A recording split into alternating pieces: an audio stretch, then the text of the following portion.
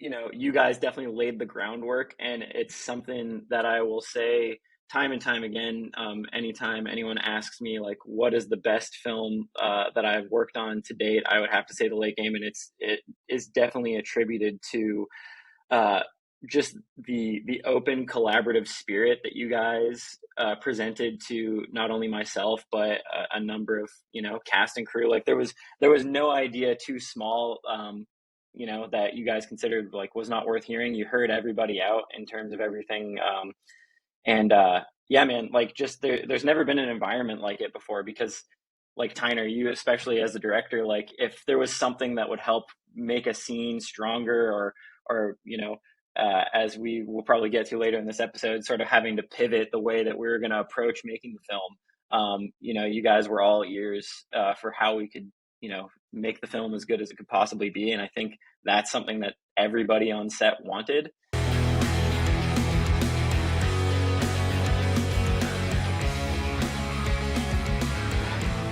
So, you having fun yet?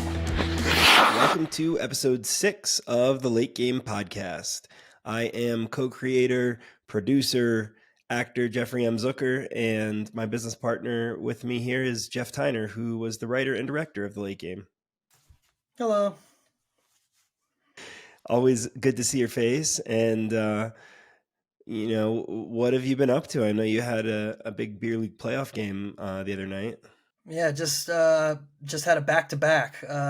So unfortunately, my DU Pizza Boys, we lost our B League championship. So that was a bummer, but that was probably the fastest, consistently fast-paced beer league game I've ever played in. That was a bummer, but always great to see that group. It's a fun bunch. And then my other Pizza Boys team, South Sub, we are fighting for our lives in the losers bracket. And won our playoff game in a shootout last night. Nice. And you had a sniper too?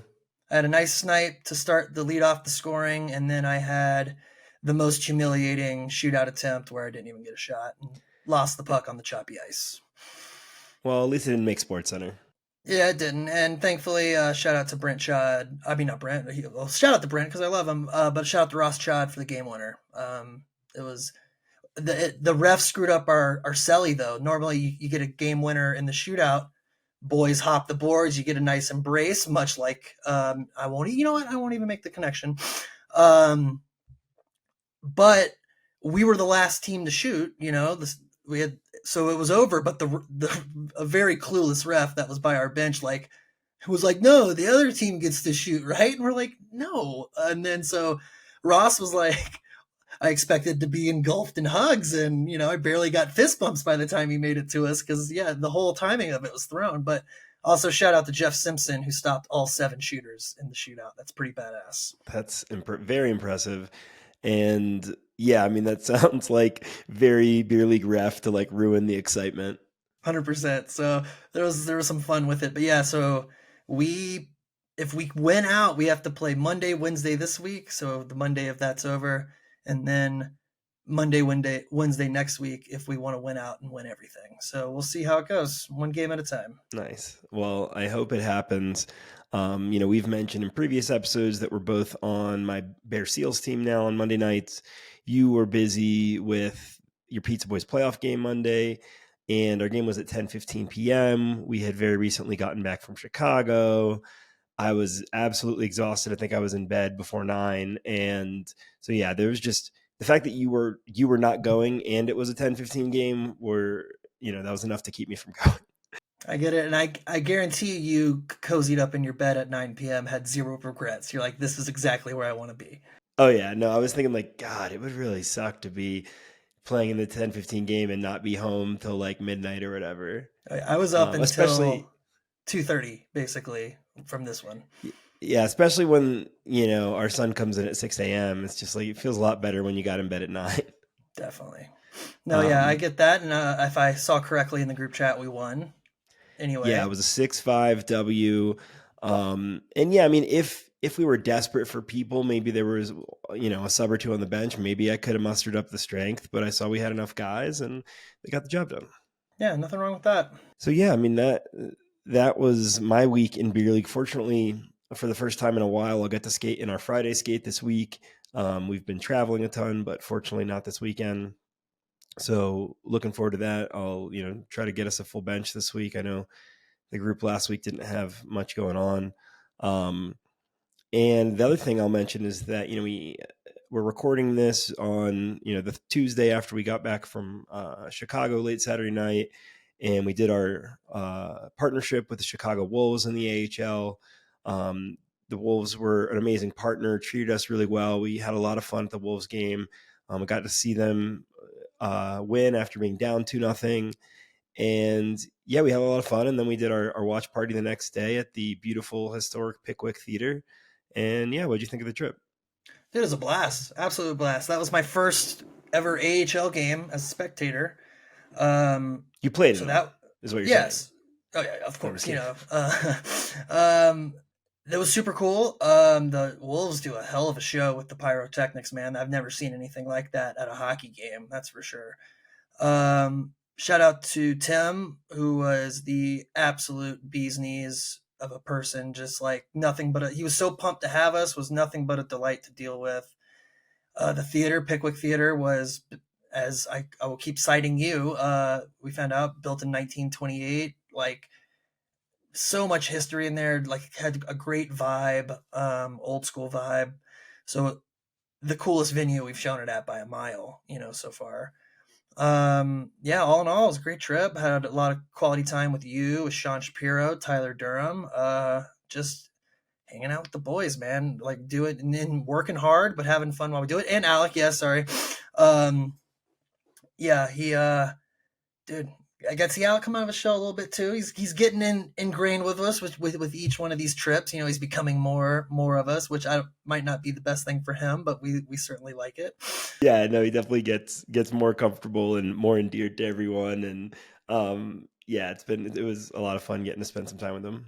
Definitely. So yeah, it was an A+ trip, and yeah, we got Denver on the horizon now, which would probably already have happened by the time this drops. Yeah, it will. But yeah, next week, April 10th here. So it will have passed by the time people are listening to it, but we're doing it at the Holiday Theater, which is another really cool venue. I'm excited to report back on how that goes. Totally. Well, yeah, you mentioned we've been busy. I know we talked about maybe discussing what we've been watching lately. Yeah, no, I definitely like that. It's good, exciting to have an outlet for that. Generally I try to keep up with a variety of shows. Between parenting and the late game, I personally haven't had a ton of time of late to watch stuff, but there's a few. I've always watched a lot of cooking shows, and there's a few that I prefer not to miss at all when they come out. So I've just been trying to keep up with those in the little bit of time I can find, and one of those being Tournament of Champions, which on my podcast, People Are the Answer, interviewed one of the producers of, Lindsay Luttrell. And so that's a fun episode to check out if you're into food shows. But Tournament of Champions just brings together all of these competitors from sort of the food TV world from around the world that have had success, and puts them against each other in, an NCAA style bracket where they have to win or they're out. And that one's really fun, just mostly because of the star power. And the other one, is Top Chef, which is in its 21st season, and new host, former winner Kristen Kish this season, and so far so good on that one. Nice. Next Level Chef is me and Megan's like current food show that we watch, which that was the Naisha, third one that I was considering mentioning, because one of the hosts there, Naisha Arrington, is also a former People Are the Answer guest, and I enjoy it. But it's third on my priority list of these current cooking competitions. That's fair. Yeah, I've been watching a few things that I've been meaning to. I finally got around to watching White Lotus season 1 with Megan, which was not what I expected, but just like a total delight, especially from like an actor performance. Like I love Steve Zahn, I love Murray Bartlett. They were incredible. That was just like a fun, different kind of show to watch. And then I watched Jake Johnson's movie, Self-Reliance, on the plane to Chicago, and I was shocked how much I loved that movie. It was, not that I expected to not like it, but like, ooh, it was, I was one of those weirdos laughing a lot on a plane. and had some people look over, but I was having a great time. So yeah, and then I'm currently just for funsies rewatching Sons of Anarchy, which it's been a while, at least I don't know, 8 years or so. So that's been a fun. It's been a fun one. When I said I was up until 2:30, that's how I was winding down. I watched like 3 episodes of Sons. Awesome. Well, I personally would need a wind down after the fact, but from Sons. But Yeah, that's fair. yeah, and I like that you were the guy laughing on the plane. I know, one of my friends told us that the late game made him that way, so that was pretty cool to hear.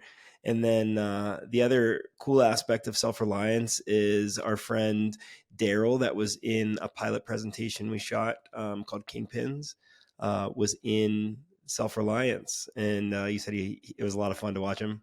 Oh yeah, he had a pretty good mid-sized role as Jake Johnson's brother-in-law, and just he's so funny. He plays Mary Holland. Mary Holland plays Jake Johnson's sister, so he's his brother-in-law married to her. And he had great chemistry with both Jake Johnson and Mary Holland, and they had a lot of group like family scenes, and just yeah, he crushed it. He was hilarious. That's awesome. Yeah, it makes me extra excited to check it out and be able to report back that I appreciated his performance, which I'm sure I will since you did. And it sounded like a fun movie too. Yeah, definitely. Tight 85, 90 minutes, something like that, and just yeah, it went down real smooth. Yeah, no, I get that, and I love scripted content in general. I'm more of a series guy, but in terms of the cooking shows, those really give me like the reduction in anxiety. It's just like a great way for me to chill because there's stakes to it and that you care about, but they like don't really matter in the grand scheme of life.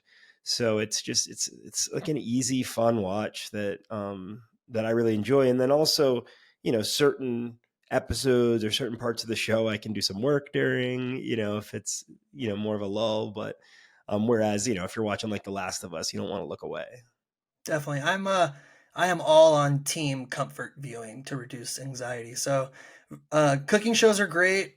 I'm also just a chronic rewatcher of things. Community and like the golden years of The Simpsons are the tippy top of my list that I'm just always rotating because I can lock in when I want to, zone out when I need to, and it's just I like to unwind. Yeah. Yeah. And I know like The Office and Friends are really popular for that with a lot of people. For me, like for many years, it was Family Guy. I haven't watched so much of that lately. More Regular Show now. Huge fan of Regular Show. And yeah, I mean, I think that the late game, multiple people have told me it's kind of become some comfort viewing for them. And so that's like really rewarding to hear, That that was there's people throwing it an on. operative like tenet of mine make in writing that was I, I I based a lot of that on the Ocean's movies. Like those are my ultimate comfort movies because like people will give them shit because they don't have a lot of narrative stakes and tension. But that's exactly I like kind of dipping into this world of just these cool dudes and this I don't know it's there's a fantasy element to it that's just really fun. So the fact that the late game can exist is some comfort viewing that was fully my hope from the start. Agreed. And, a huge part of it coming into existence and how it came together was thanks to Jeff Van Gerwen, who we call Finn because we have way too many Jeffs. We are about to share an interview with him about his experience in the late game and just some more info about him. Anything you want to tell the audience before they get the chance to dig in? He's just a wonderful human, exceptionally talented, and his MVP performance. And he's like you said, you call him the linchpin. He really elevated us all, and he's delight. I love just catching up with him, even if he's not the most comfortable on camera. But he's great. Yeah, I don't think the audience will know that he hates being on camera so much when they see him. So hopefully you can write that off. But Well, sorry if I spoiled it. without any further ado, though, here's Jeff Finn Linchpin Van Gerwen. Ooh, I like that. Chicago looked awesome, man. Seeing Lake That Game theater, up on the marquee was dude, sweet. that theater was fucking cool. Built in Zucker, I think looked it up, 1928 or something. Like Oh it, shit.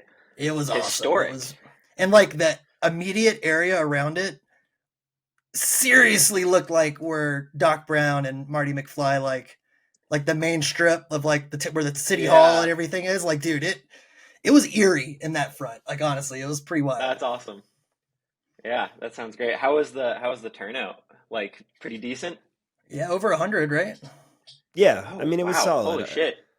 We were I in would a Yeah, have, that's great. 900 seat theater, yeah, so like it didn't look like much, but Yeah, I would, before dude, that's before the awesome though. screening and after, it felt like 100 people. Like when we're doing like the meet and greet and stuff, and everyone Yeah, loved for it, man. sure. Cool. Old people too. Like it was a lot of Excellent. older people. yeah, Oh it yeah. definitely No, struck dude, me I as think so because we got Chicago Wolves season ticket holders in on it, and a lot of the ones that showed up were kind of older, and it was really cool to hear their feedback afterwards, and that they generally loved it. So yeah, that's awesome, man. I mean, it is absolutely, a sport that spans generations. Like those guys who are older, like they grew up playing, they're still, kicking the can around a little bit, and that's awesome, man. No, makes me happy to hear that it was a good turnout. yeah, it was a good trip, and been having fun and stress and all of the things between all these various watch parties, and now All we're of the things that come with touring a movie and trying to get yeah, something off the ground, man. That's awesome though. but we're And then excited to dude, focus the on the Wolves game. Denver. Oh yeah, the Wolves game, Yeah, that yeah, was absolutely. fun. It was really cool. The Wolves took really good care of us. Yeah, Yeah, they were dude, I they love treated us seeing like we were RA doing stars. the line reading. Yeah, it was a lot of fun to see him doing his thing with the team, and the hilarious picture from the puck drop. I don't know if you saw that. I didn't. I'm sure it's great though. His like face Yeah, is near the ice, basically. Like he really yeah, he went got out real Okay. there. low. Yeah. And what's funny is he's bent Hey, fully man. over, but if you focus on the background, like Sean Shapiro is like right above his butt cheeks, but like in the distance, it's pretty fun. Nice. As he should be. That's awesome. Yeah, absolutely. So what's on the docket for Denver? Denver, April 10th, in partnership with the Colorado NHL alumni. We're going to have a handful of Avs alum that are going to attend, and we're going to do meet and greet with some cast and crew. We've got a fair amount of cast and crew coming, and yeah, I'm excited to try to rally the Denver hockey community around the film. Yeah, absolutely, man. Well, I think it's a good place to build a home base for the late game. Obviously Charleston is currently home base, but I we've talked a couple of times, Z, about how you're just like, oh, I want to do what McBride's done in the Carolinas for Denver, like try and build a film community here. So I don't think there's a better film to start with than the late game. Absolutely, yeah, and I mean, would be awesome to get to work from here with our group and stuff. So certainly something that I would hope for, and yeah, it'll be a cool sort of like it'll be our first public Denver event, and we're filmmakers that live here, even though we shot it in Charleston. So Yeah, I don't know. I thought there was already was that just a we did family and we did a friends private screening in screening, Denver? yeah, just with a Okay, small group. okay. Yeah, I did it with Gotcha. my beer Okay. league team, Pizza Boys. Okay. Shout out. Well, I mean, that's like helpful having all those guys boots on the ground, just like guerrilla marketing for you, because they can spread the info about the film to all of their people that they know, and then, I mean, just being able to partner with the Avs alums and everything. I'm hoping that it's going to be successful. I really am like fingers crossed. I'm going to be able to get out there. Yeah, so I mean, excited for Denver, but excited to catch up with you overall. And Um, for the audience edification, you were the director of photography on the late game, producer of the late game. And, we've really been using these conversations to sort of get the perspective of other people. Tyner and I know how the movie went for us. You know, we certainly saw it through your eyes more than most people on the set. We were all together a lot. But and on you, I don't know if you've heard or not, but on some of these episodes, we've talked about how you were very much the linchpin, like this beautiful piece that fell into place, and how the movie wouldn't be what it was without you and your vision for it, especially some of the on ice stuff and just your work ethic and spreading that amongst the crew and amongst our producers group and the calmness that you bring to the group. And so, we can't sing your praises enough on these episodes. So, we'll try not to blow you too hard on this one, but Well, that I it's incredibly kind and very validating words, but you guys definitely laid the groundwork, and it's something that I will say time and time again. Anytime anyone asks me like, what is the best film that I've worked on to date, I would have to say The Late Game, and it is definitely attributed to uh, just the open collaborative spirit that you guys presented to not only myself but a number of cast and crew. Like there was no idea too small, that you guys considered like was not worth hearing. You heard everybody out in terms of everything, and yeah, man, like just there's never been an environment like it before, because like Tyner, you especially as the director, like if there was something that would help make a scene stronger, or as we will probably get to later in this episode, sort of having to pivot the way that we were going to approach making the film. You guys were all ears for how we could, make the film as good as it could possibly be, and I think that's something that everybody on set wanted.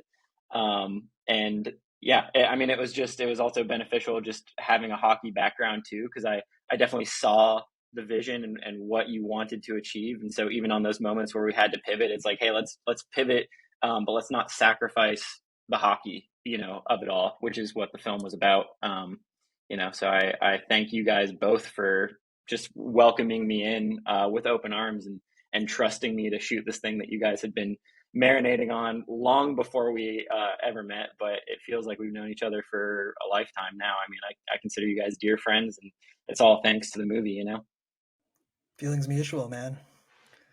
yeah, absolutely. And, from our perspective, we were sort of late in the game, if you will, and we had a guy we were looking at hiring as DP. He had great experience, but we weren't feeling it. His budget numbers weren't, the first sort of equipment cost that he gave us was like, I forget, Tyner, I forget how you explained it, but it was way over like what we were planning to spend.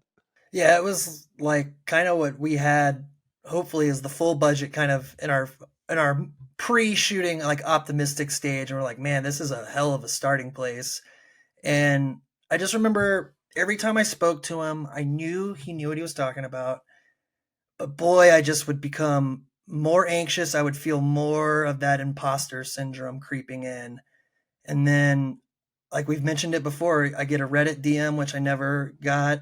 And it was you being like, probably missed the boat on this, but I'm super interested. And I was a mess at the moment. I was like, well, let's send him a script. And I was like, is tomorrow morning too soon of notice to like, let's talk about it? And you said no. And I still remember, I think we were in my office, Zucker, when we had our first sort of Zoom with Finn, and just like meshed immediately. And the theme of me, of every time I talked to Finn up through the end of shooting was just calming. And I just remember Zucker and I looked right at each other right when it was over and was like, oh, this is a slam dunk, right? Like it's a no brainer.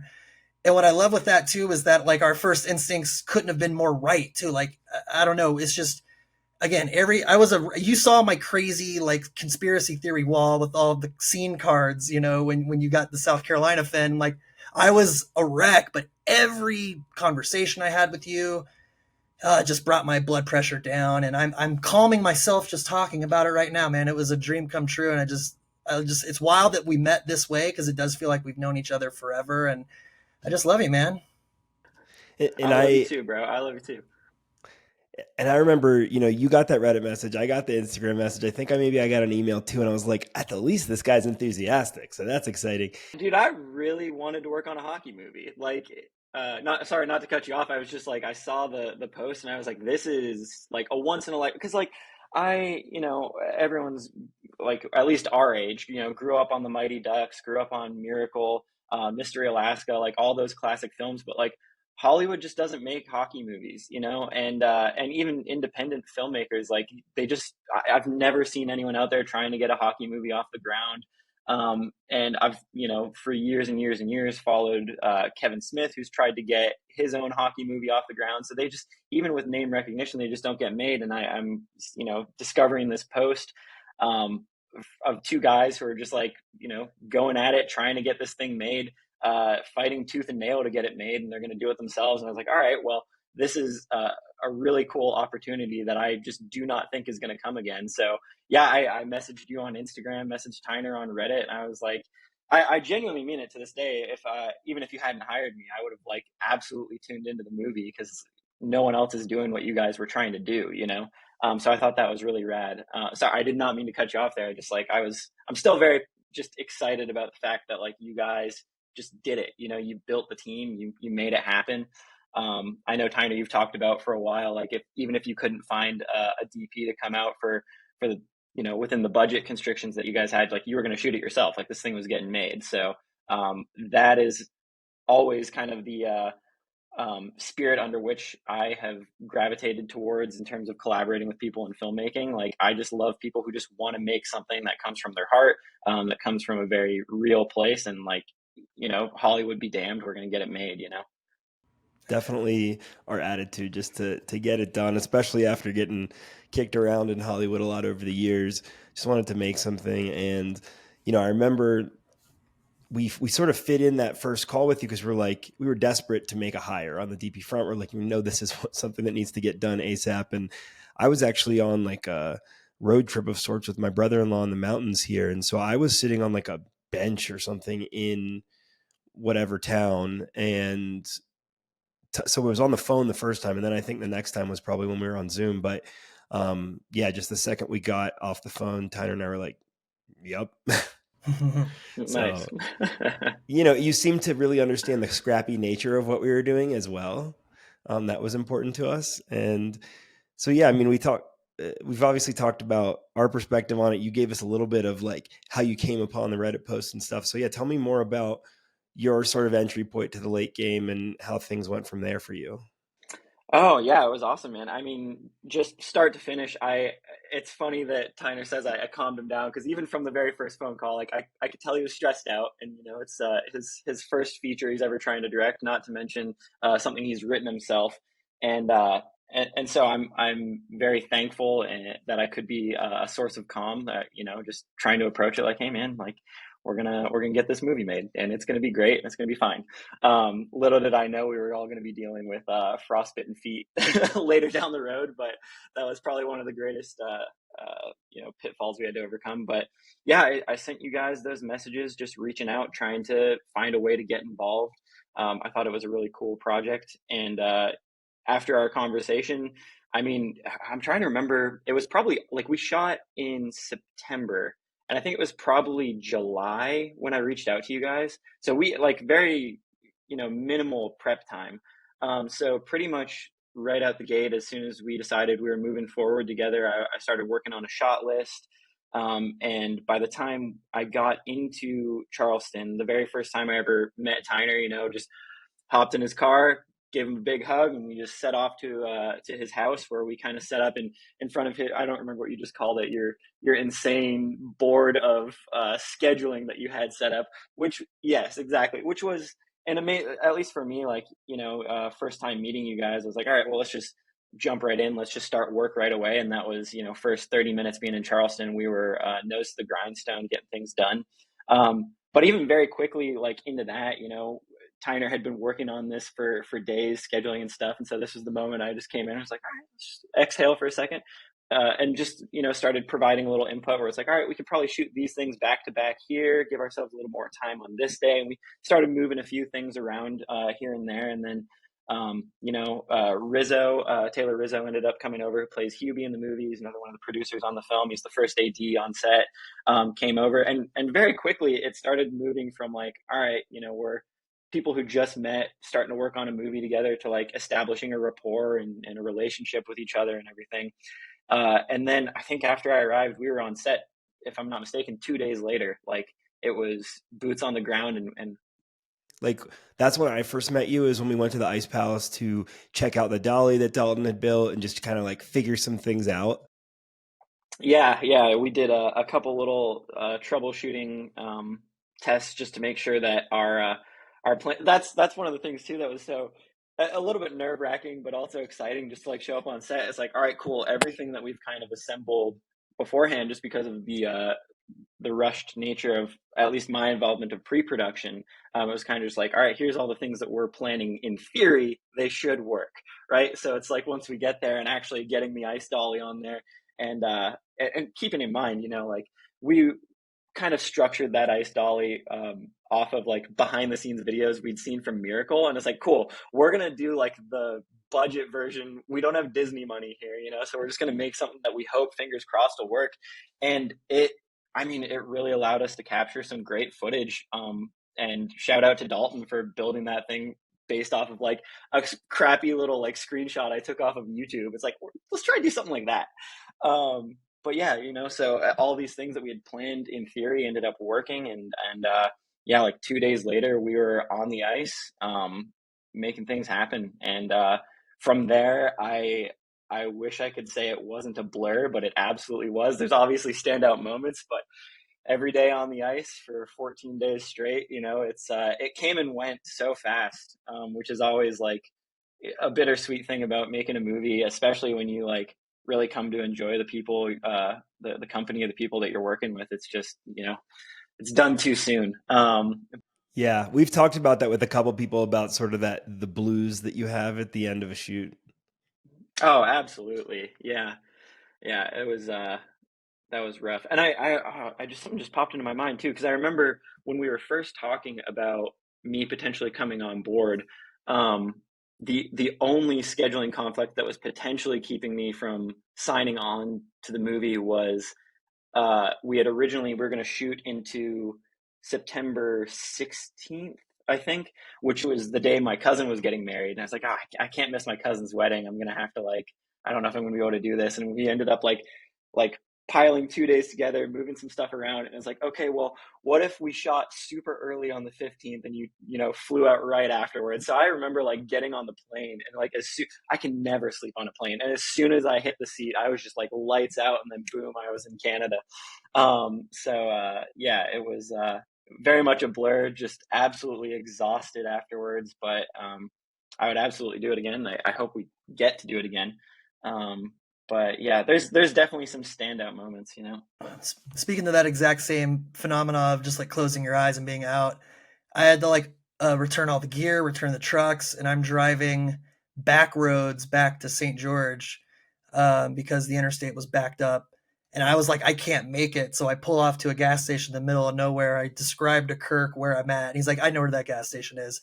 And Kirk, my brother, who body doubles the ref in the movie, I close my eyes for a split second, and Kirk's knocking on my window, and I was just like, "Oh my god!" Like, I couldn't have made it another mile. It was wild. Yeah, the exhaustion. I mean, I fell asleep at the shooting location on the table. So, oh my gosh, I still felt kind of bad about that. Just like, we wrapped that last day at Miss Rose's, and then essentially we said all our goodbyes, and I had to get dropped off at the airport right away. I left you guys with all the gear. I was like, crap, man. we had team effort, man. It was that last finishing it at the restaurant was a really cool way to wrap it up, because yeah, it was a bummer to see you have to go immediately, but like the fact that like I know Tyler and Grayson came in, they weren't shooting that day. It was just Proton and Riley or Alec, and it was a nice little wrap party, super condensed wrap party, kind of in the middle of the day. That it was a good. I mean, one of my favorite pictures from production is the three of us just like beat down right after we wrapped the final shot. It was nothing short of surreal. Yeah, I haven't seen that picture in a minute, but it'd be funny to go back and revisit it now. I bet we got some dark circles under our It's eyes. in the we can cut, it's in the cut book it into I this gave episode. Yeah. Oh yeah. I got that on the shelf over here. That's awesome. Yeah. So, we're a scrappy set. We're working crazy hours. I just appreciated how all in you were. And then also just, I think you mentioned it about us. I think we were all relatively flexible and able to pivot. So let's talk about, the first day we were on ice. We think we spent like 6 hours trying to shoot that opening face off. And so I just want to go through that and just talk about what we learned initially that made us do a lot more pivoting going forward. Sure. Yeah. So based off the script, when I first read it, it's so funny because like Tyner was so detailed, right, with the action lines and the sequences and how the hockey was going to play out. And so like just reading it at first, I was like, all right, this is like very detailed. I can visualize all the plays and everything. But I was like, this will definitely be a little challenging. And I think we fought through that first day, first 2 days probably, where we're like, let's just do everything as it is in the script. And then I think pretty quickly we realized, like when you've got, I don't remember what the final page count of the script was. It was like 91 pages, something like that.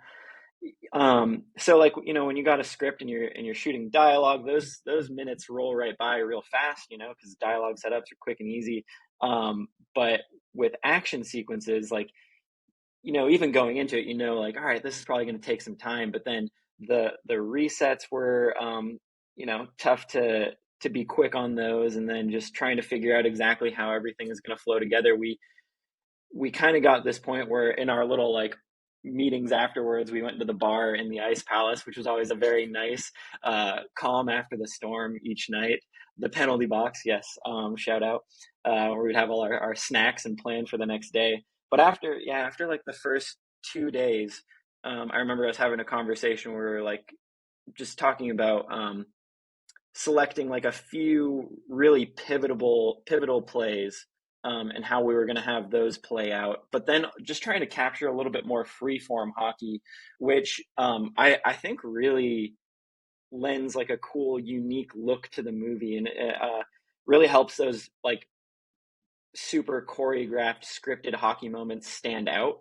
It makes them feel like uh, more of a turning point in the film whenever those happen, and you can pick them out, because the film really is like kind of broken up. We've got our dialogue sequences, like kind of hockey montage stuff that's like cut together, and Tyner did a beautiful job making it feel as though everything was scripted in those moments. It's hard to tell like where the not where the cuts are, but just where um different things were kind of melded together to make one sequence happen. So those are kind of the moments when you're like in the nitty gritty, in the action with the players. And then you've got the moments that were like heavily scripted. I'm curious to know now, like how many of those are in there. I can pick a couple out right off the top of my head, but yeah, it was just one of those things where you guys were pretty willing to go with the flow as well, where it's like, hey, we're not behind schedule, but if we try and get every single thing as scripted, we might fall behind. And that was just one of those moments where we talked early on where it's like, we're probably not going to get good at making a hockey movie until like day 6. And I think we hit our stride around day 4, but those first 3 days was definitely a big learning curve, because like every project is different how you approach it. And uh, when you take everything about filmmaking, and then you're like, all right, cool, now you do it on ice, it's a whole other layer, that you're just not really prepared Yeah. for until you're actually there doing it. And there's so I'll many say, elements that go into that. Sorry, go yeah, I'll ahead. say Yeah. that on that day 3 or 4, when we made the big pivot to our work style, that's where my pent up anxiety from those first few days, because I was really stressed about, we only have 14 days at this rink, and it's just plummeted after that. And then it became, we'd plan the next day the night before, and then it was just like it became task at hand, and that was where problem solving just one thing at a time, what's in front of us. And there was something almost therapeutic about blocking out sort of the long road ahead, and just let's get this one thing at a time and do it the best we can. Yeah, absolutely. It's funny the amount. I think I've said this to Zucker a couple of times, but like the amount of nights afterwards where I've been slowly like drifting off to sleep, and then like something will just pop into my mind about the late game, and I'll think about like, oh man, if we ever do a sequel, we could shoot this way, and this will save us time here, and here's how we could set this up. And I'm still thinking about it, man. It's so funny. I constantly I do. love that. And I think we made that realization early that like we wanted to maintain our level of quality, therefore it was okay to lessen the quantity a little bit. Yeah. So yeah, I mean, I really appreciate how we were able to be flexible in every moment, and how, if we were running behind, you would be like, I'll just grab this on my shoulder real quick or whatever. Like I know I'm not a DP, I don't know all the details of the film stuff, but we really had to crush a lot, I think, in the last few days there. Oh yeah. No, it was. I mean, every day was down to the wire, you know. Like we definitely made our days, which is good. But there were a lot of days where it's like, you know, we've got an hour left and we've got 6 shots. How can we, you know, make this happen as quick as possible and still maintain the quality? And fortunately, you know, I think once we got into those points, everyone kind of like got into the zone, and there was a lot of, I mean, set was just so much fun. Like even, you know, I found myself like, you know, as we're waiting for actors to be ready, I'm out there like dicking around with a hockey stick and skating around and stuff. Like so, but when in push came to shove, you know, we really found ourselves like getting into the groove and we locked in and we got things knocked out. But yeah, I mean, it was hard not to just like goof off a little bit while we were making the movie. I wouldn't have it any other way. Like You some of have to, the yeah. most fun, yeah, yeah, absolutely. So, but I think that facilitated like part of the workflow that we established. Like, I mean, I hope that when people watch it, they think that we made this with like, you know, a 50 to 100 person crew. But I mean, really, we had like 15 people on set, if that, like not including actors, right? Like for our crew, like we were really working with a small team, and I think combined with the fact that like you and Tyner, you guys, you knew all of the actors beforehand, with the exception of Alec and Kristen, I guess. But like everybody just so quickly got along and like really hit it off. Like there was nobody that I can think of that ever butt heads on set. So it really, and like, you know, people like Tyler who were hopping in and helping out. Like I remember Tyler holding the boom pole from time to time, like really just getting in there and doing everything he could to help make the movie. So it really was just like this environment where everybody was there, not to just like clock in and clock out, but to like make something cool. So I think that that really helped just with the final end product. I think you can really feel the love and the camaraderie because despite, you know, all of the foul language and brief on-screen nudity, it's a surprisingly wholesome movie that I think comes from, you know, the culture that was behind the scenes. So Yeah. Yeah, I mean, I can't tell people about that enough. Just like we had a very warm and cohesive set. And I think part of that was because so many people knew each other, you know, and also just us trying to set up that kind of environment, like you said, open and collaborative. But it really made a difference. And we had some good talks with this about this with Alec, because he very much like Riley was like coming into a new group. And, you know, he told us, you know, how he was quickly warmed up to it. yeah, no, I listened to his episode. I thought he had some really interesting insight. It's interesting seeing how he approached it because he pretty much lived the movie, which is, you know, pretty cool. Yeah. Yeah, absolutely. And, you know, when you first came on board, one of my biggest concerns was that your name is Jeff and, you know, our names are Jeff as Listen, I don't know if well. we can hire this guy. There's already too many Jeffs floating It around. was our only issue. It was like, yeah, but his name is Jeff. My name is Jeff. Do we It's like, we really got need us, we got another Jeff one of Lubin those who did the guys? music. It's like, can we really do this? That's hilarious. Fortunately, you already had a nickname that we immediately switched to, Finn. So, Yeah. yeah, I mean, briefly, we can just opine about too many people naming their kids Jeff I in think the I think we 80s. navigated Yeah. it all on set pretty well, though. I don't think there was a lot of Jeff confusion. I mean, maybe we were all just in a fugue state, so it didn't matter. But Well, there was very much a no Jeff rule. So if someone said Jeff, it was like, what the fuck? Like, who are you talking to? yeah, Like, I would get, like, I think maybe it was I do Rachel that remember would you call getting you mad. Jeff sometimes. And I'd be Yeah. like, what, who are you talking to? Like, Yeah, yeah, that was hilarious. Oh man, are you suffering from Jeff confusion? Yeah, there was a lot of that going on. I mean, anytime anyone, because I mean, like every once in a while, somebody would walk in and they were just like they're going after a very specific Jeff. It would go out of their head. They'd say it, and then all of us would like turn like deers in the headlights. But I don't know. It's also yeah, it's too funny. I like every single person that I will, you know, send the movie. I'll send them the Amazon link or whatever, or the Prime. I'll send them the Prime Video link, and they'll like be reading through and like, oh my god, this is a lot of Jeffs. Like this has to be a spoof. It has to be a prank. Yeah, I think. in the long run, I think it just added to the camaraderie. It was just like, all right, we're just a team of Jeffs going at it. I think it's funny Rizzo calls us as Jeffs, which is very cute and endearing and wholesome. So yeah.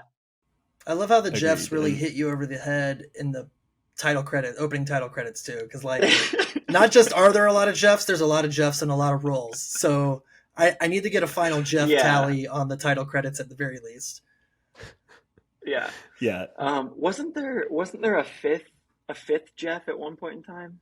I feel like you guys told Well, me there was we one have more Jeff Jeff that was Howard, left. who was Jeff Jeff Howard. Howard, bit of a mentor to us, who we've talked to. Okay. Was there another one besides him though? Because I mean, I I know was Lubin thinking was kind Howard of because yeah. there were definitely times at which we considered, he considered coming to set for, various potential capacities, and we didn't. But I mean, it wouldn't surprise me if there was another one sneaking around. Yeah, there's another Shadow Jeff out there. Yeah, so too many Jeffs. But when you brought up Rizzo, and that brought me back to, our meetings at the end of the day, like those were some of my favorite times during the shooting. I mean, we had so many of them, but just to give the audience some context, the average shooting day, Tyner and I were there around 10 a.m. You often joined before or after with Rizzo, and we would generally leave between like 3 and 6 a.m. And the hours, the shooting hours for the actors were generally 12 to 12. And so basically from like kind of like wind down 12 to 1, and then like 1 to whenever we needed to get our next day planned in an executable fashion.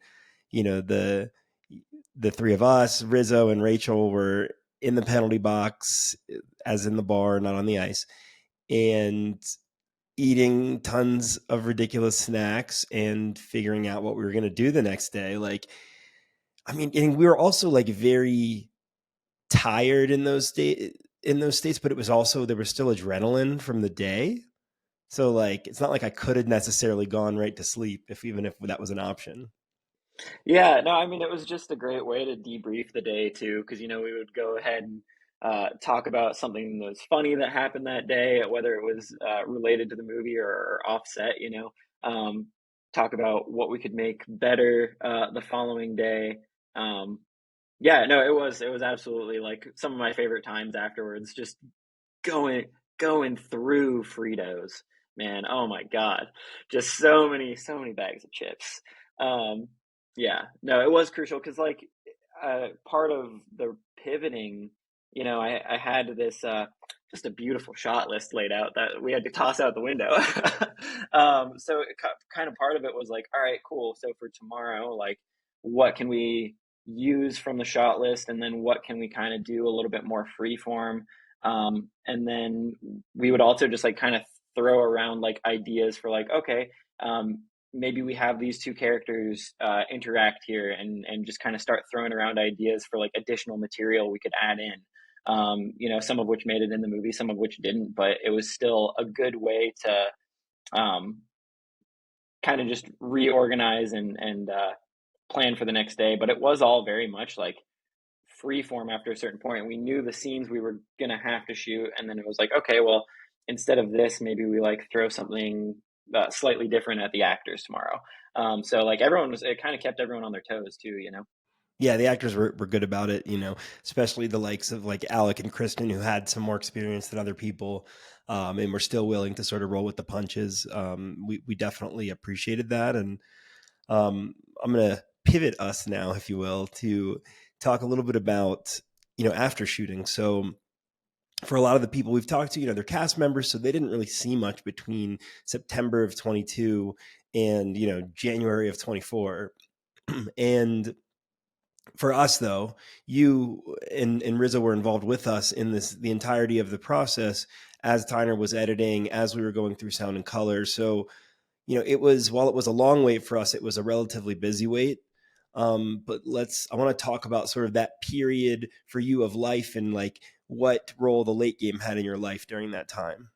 Yeah, so I mean, pretty much right after the late game, I did go into production on another film, and I was kind of still in the process of editing my own film. So those added a layer of stress to my life that I'm not exactly eager to jump into another feature film right away. I've kind of decided that 2024 is going to be my year of short form content, but but the late game always provided this you know this wave of relief from, not that I wasn't enjoying those projects, because I absolutely was, but just this wave of like, all right, cool, this is something that's removed from those things that I'm working on, and something that I care very dearly about, but I kind of just got to check in with it for at least the first 5 or 6 months, or 4 or 5 months after we wrapped, because Tyner would send us like little bits and pieces, and it was just like this, this juice that kind of just kept us going, right? Because I mean, as you know, Tyner, once you're like in the edit, you just blinds down. You're just focused on there, and you're doing a lot of that solo. So I think like being able to send those scenes off to everybody, and get feedback kind of in real time was probably as beneficial for you as it was for us, because we got to finally see what we had worked so hard for, and lost sensation in our feet for, and to see that it was coming together like really awesome and in a really cool way. Um, but yeah, that was the first couple of months, and then once we had our trip out to Denver, I think that was a very impactful trip, because like that was the first time we were going to watch through the rough cut together. Like you guys, me and Rizzo, and I remember we got into town and we were over at Zucker's, and we screened it on his TV downstairs. And we made an agreement. It's like, all right, cool. Like we're gonna watch it, but we're not gonna talk about it till tomorrow morning. And we came into your guys' office the next day at like 7:30 a.m. And a couple rounds of coffee, and we just spent from sun up till sundown. Right, we were just sitting there talking about the movie, and this just also goes back to just like how amazing you guys are at collaborating, because like when you got a rough cut of a film, there's so much material that we shot, and you watch through it, it's like, okay, well, we start dissecting. It's like, what do we need, what's making the film better, what's not making the film better, and what can we move around. And you guys were so receptive to every single idea that came your way. And we played Tetris with a lot of things in the film, and got it, not, I wouldn't say 100% where it was, because you still did a lot of rejiggering stuff, and there were some scenes that we collaborated on via like Frame IO afterwards and whatnot.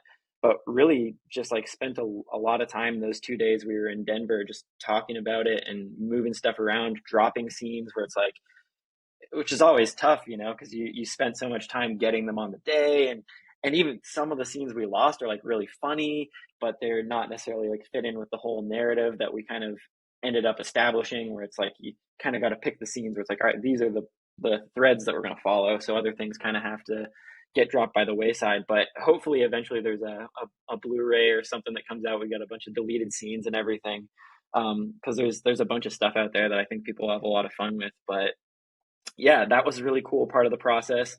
But then, left Denver again, and it was kind of like, all right, wait for new versions of the film. But that was cool too, because then we went from getting like little individual scenes to we would get the film in its entirety, and we'd be able to go in and make our notes on the film, and talk about what was working and what wasn't working. And just like, again, every single time it was like, you always feel like a little bit not bad, but just like, because things have to get said, but it's like, oh, I don't know if this is working or not. And then both you guys were just like, yeah, okay, let's try this. And then you present something where it's like you take the note and you level it up and make it better than the note. And I think that's like the essence of like what good collaboration is. You build off each other, and I feel like that's something that's from the get-go of first day on set to the last day of the edit. Like, you guys were always just like, all right, we're gonna take the note, we're gonna make this better. And yeah, I just like appreciated that so much.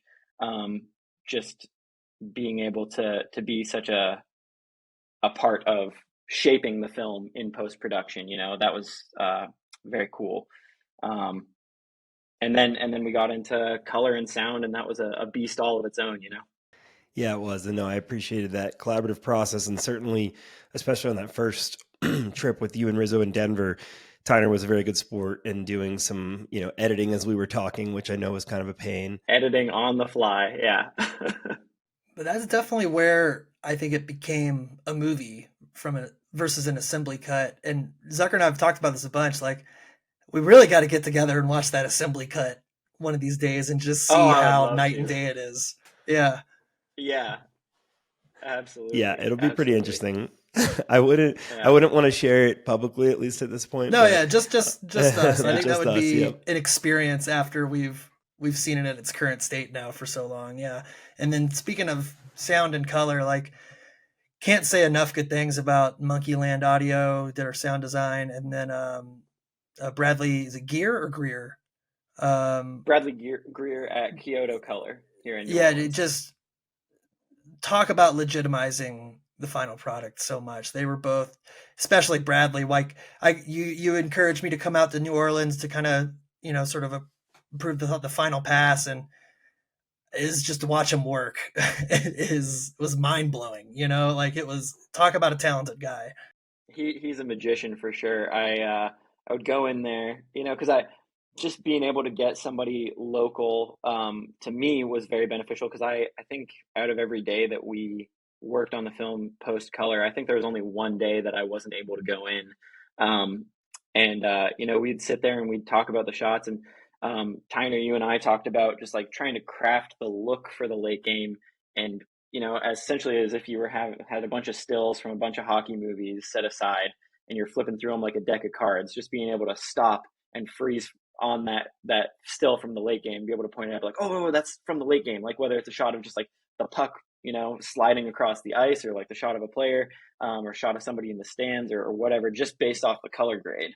So we the first day with Bradley going in there and talking to him about like, hey, here's kind of our goal for what we'd like to do, and went in there with the couple of different options to cycle through, and he was surprised and excited about the idea of trying to push for more of a stylistic look for the movie. It wasn't just like a come and go sports flick. Like we're actually trying to push the color boundaries a little bit here, and yeah, for the first few days, I think he was really enjoying that part of the process. And then I would come in day 5 or 6 and be like, "What's up, Bradley? How you doing, man?" He's like, "I'm still on the ice." And I was like, I think he got a little bit of tunnel vision, because with single location movies, which is absolutely, minus the first 5 minutes of the late game, it's all at the Ice Palace, right? So I think he's done single location films in the past, but it's like in a house or something. So you're going from room to room and things are shifting and go outside for a little bit or whatever. But dude, like the thing I love about the late game is like once we're on the ice, like the game started, like we're there. We're there the whole time. And it just kind of harkens back also to the way you first pitched it to me, where you're like, dude, I want to do Clerks on ice. And I was like, if I wasn't already in before you said that, I was absolutely in after you said that. And I think that part of your vision like remained true the whole way through.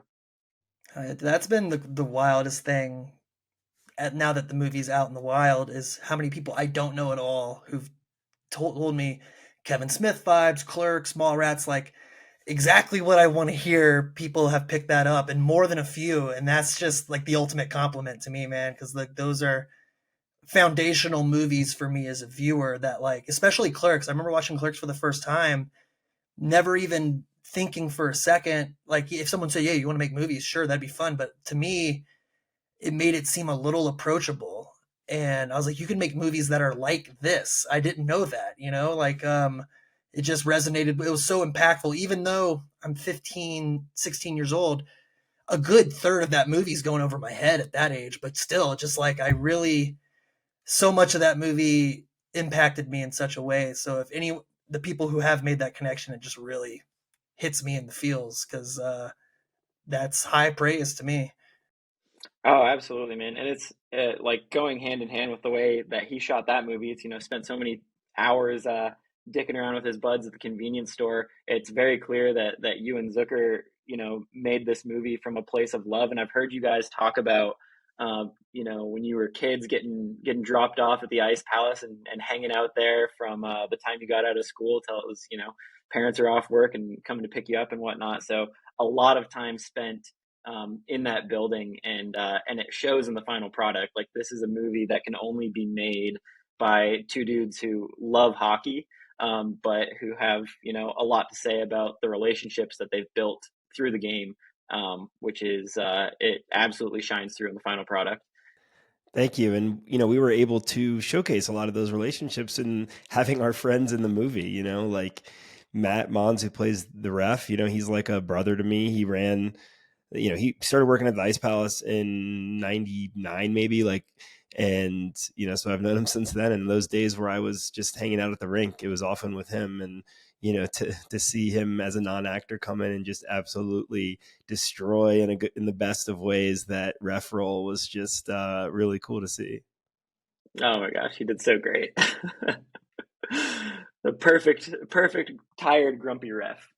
Matt Mons, he thrived in that role reluctantly because he did not want that big of a role. Yeah. Yeah, it works perfectly. Yeah, no, it worked out well for all of us. The fact that he was reluctant played well into the character. Yeah, I really, really appreciated that. And yeah, just getting to work with friends from the hockey community was awesome. And also just in continuation of that collaborative spirit, like the rink was super collaborative and helpful. Like Brandon Schultz, the GM of the Ice Palace, like he just was so helpful in terms of his flexibility to accommodate what we needed to get the job done. I can't praise him enough for how helpful he has been throughout the process. Yeah, I dealt with him a lot, often in an apologetic tone because he was so sweet and great to work with. And I remember just that first or second day at the rink, how disgusting the benches were, and that employees had to clean it up really hit me hard. And when I apologized profusely, and he's just like, "I accept your apology. It's going to be okay." And what a sweetheart. So many people in that instance, especially with 13 days ahead, could have taken that in a much different direction. And he was he was the best. Yeah. No, it was great seeing him again at the friends and family screening that we did at Trident. Because he came up to me afterwards and he was like, "Oh my gosh, that was so good." And I was like, I mean, well, thank you. I'm glad you liked it. We shot it at your rink. But he seemed like very pleased with, if I had to put up with dirty benches, at least it was good. Oh my gosh, wow. I really appreciated him every time our paths crossed on set. Yeah, I think he had no idea what to expect from the film, despite seeing a fair amount of it get shot. Yeah, it's been fun, like kind of asking people what they expected and what they got. And I think I'm curious as to your perspective on this, but for me and probably for Tyner as well, like it came out even better than we could have imagined or hoped. I think everybody can nitpick it. Everybody, anybody can be a hater, but the reality is like we set out with a relatively unexperienced team to do something pretty fucking hard in terms of like actually making a feature film and actually doing a lot of it on ice. And like, I'm just proud that we came out with a movie, like the fact that it's, I mean, at least in our biased opinion, that it's good and enjoyable, and that at the very least we can watch it hundreds of times and still get enjoyment out of it. Not to mention that there have been people that have said nice things about it, but it's just like it came out better than I ever could have imagined from this, like, just kind of jumping into a project that we, thought we could accomplish. So, I'm curious, like, kind of what you thought we were going to end up with versus what we did. I don't know. I think it's probably pretty close to what I hoped it would be. Um, which is this little slice of life movie, which if you look at, I've got a massive shelf over here of just Blu-rays and DVDs, and I love tiny little independent movies made by friends who pulled together a budget and roped their friends into it. And the movie looks really beautiful. Like I feel the only things I would ever really nitpick is my own performance, which is just, I feel like everyone does that when whatever role they had in the film, like, oh, I could have done this differently, I could have done that differently. I mean, I want to reshoot every But John all scene. Oh no, no, John's great. Yeah. But no, I mean, I'm really like, I'm a fan of the late game. I think we made a really special movie. And if there's anyone out there that has anything negative to say about the movie, screw those guys. And I've seen so many beautiful comments on the internet about the movie, and I've heard really beautiful things from people that uh, have watched the movie, be them friends or friends of friends. Um, yeah, I just think it's such a cool project that I hope we're able to continue growing the brand. I would love to see, like, I'm number one to step in line and say I want to see a sequel to the late game. I would love to do it because there's just so many things that like we learned, and again, like, oh, we're not going to get good at making a hockey movie till 6 days in. It's like, well, I think we were pretty damn good at making a hockey movie by the end of it. So I'd love to put everything we've learned um, to work again and see what we can do. But like, I'm really proud of the flick, man. Like, I am. I don't know what to say about like what I expected or what I didn't expect, other than like I'm happy with the final product. It's something that like I think I said briefly to you guys when I first reached out, but like, hockey is a very, very big part of my upbringing, and it is something that um, largely had like kind of disappeared from my life. And so when we got on set to make the movie, I think the first time that I stepped on the ice, I hadn't stepped on the ice for probably 2 years. My family will do like an annual Christmas hockey game, but at that point in time, we were like fresh off of COVID, so I hadn't seen anybody. We hadn't been up to Ontario for a couple of years, and so yeah, it just really full swing brought this thing that was like very important to me that I'd spent a lot of time doing growing up, a lot of time watching hockey, um, and for better or worse, I'm a Leafs fan.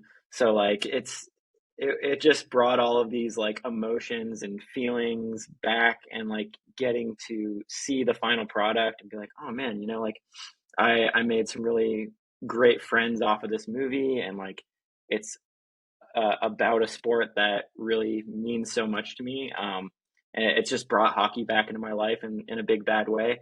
Um, yeah, it's cool. It's funny because like my brothers, they'll still my brother Sprack keeps up with the Leafs, pretty diehard fan. My brother Mark up in Seattle, he still plays beer league and everything. So like, I was definitely the nerdy brother who like was like, oh, I want to make movies. I don't, but it's given us something to like talk about. They've seen the movie and everything, and they're like, oh my gosh, this is so cool. And like, I got a message from my brother who was like, oh, I just watched the late game, and now I'm going to play my 11 p.m. beer league game. And he texted me the next morning. He's like, I played for the love of the game for the first time in a long time after watching the late game. So like, even if that's just within my immediate circle, it's like I've already seen some really great ripple effects from the movie. So I guess that's a long-winded way of saying like I expected it to be good, and I'm glad that it's great.